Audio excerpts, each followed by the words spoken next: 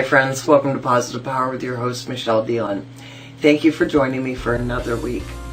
This week I wanted to go into more detail about what we talked about last week. Last week we talked about the 4 powers.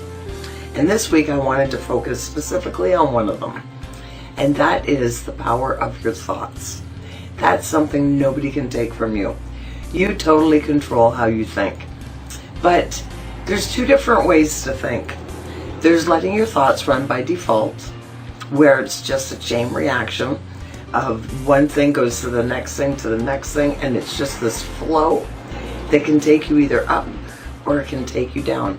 Or there's always hope. You can make the conscious decision to think on purpose.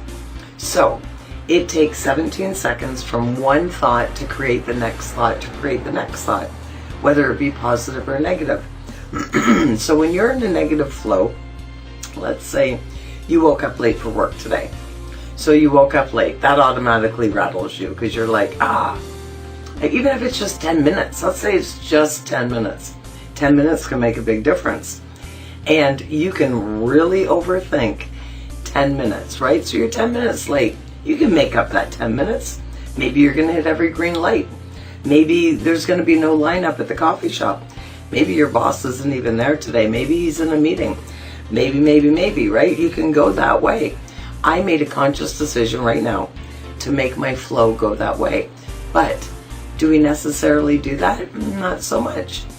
Normally, if you're in that thinking by default flow, then you'd wake up, oh man, I'm 10 minutes late. Oh my gosh. Now I'm not going to have time for whatever. Now, and you start doing that same flow of thinking, but all negative, and it just brings you down and brings you down and brings you down. So you need to stop and turn it around. Turn the flow. Take charge, right? So start thinking like I just did.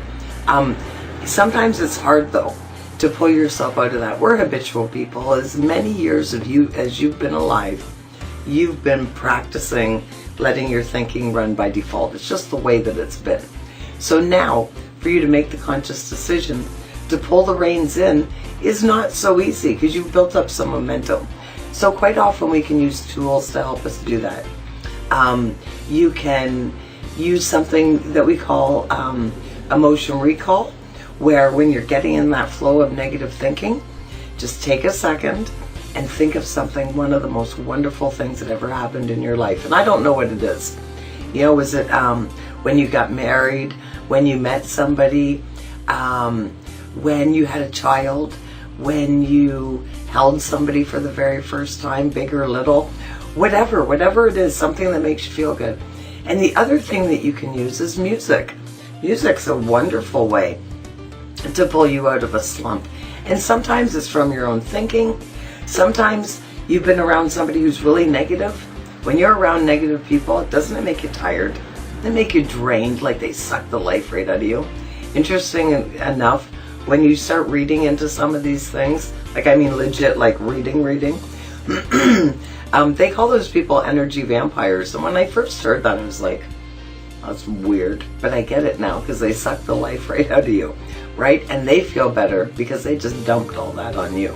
So you got to take charge back. Don't get sucked into it. So you can use music, but that being said, you have to use positive music. It has to have positive words.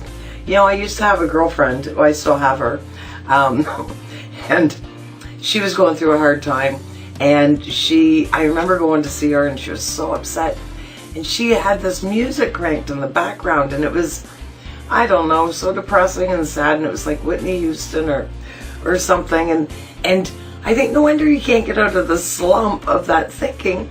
You're listening to the saddest music ever made.